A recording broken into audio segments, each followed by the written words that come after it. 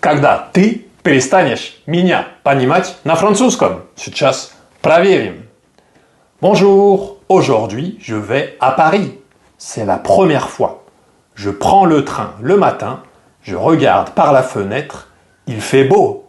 J'arrive à Paris, je vois la tour Eiffel, je suis heureux, Paris est une belle ville. Je marche dans les rues et je découvre beaucoup de jolies places. Je prends des photos et j'achète un petit souvenir pour ma famille. À midi, je m'assois à la terrasse d'un café. J'écoute les gens parler français, j'aime vraiment l'ambiance de cette ville. L'après-midi, je décide de me perdre un peu dans les petites rues plutôt que de suivre les touristes. C'est souvent comme ça que l'on fait les plus belles découvertes. Je tombe sur une librairie ancienne, puis sur un musicien qui joue de l'accordéon. À ce moment-là, je me dis que Paris ressemble vraiment à l'image que j'en avais.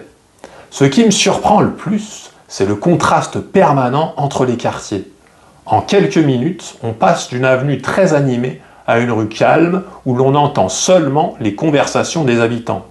Même si Paris est parfois fatigante à cause de la foule et du bruit, elle possède une énergie et une richesse culturelle qui donnent envie d'y revenir. En rentrant chez moi, je réalise que ce ne sont finalement ni les monuments, ni les lieux les plus célèbres qui m'ont le plus marqué. Ce sont ces instants imprévus.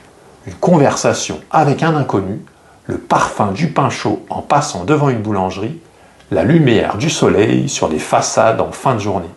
C'est peut-être cela, au fond, qui fait le véritable charme de Paris. Une ville qui ne se contente pas de se visiter, mais qui se vit. Et voilà, no что, ты все понял? Подписывайся на меня, чтобы не пропустить следующие лайфхаки о французском языке.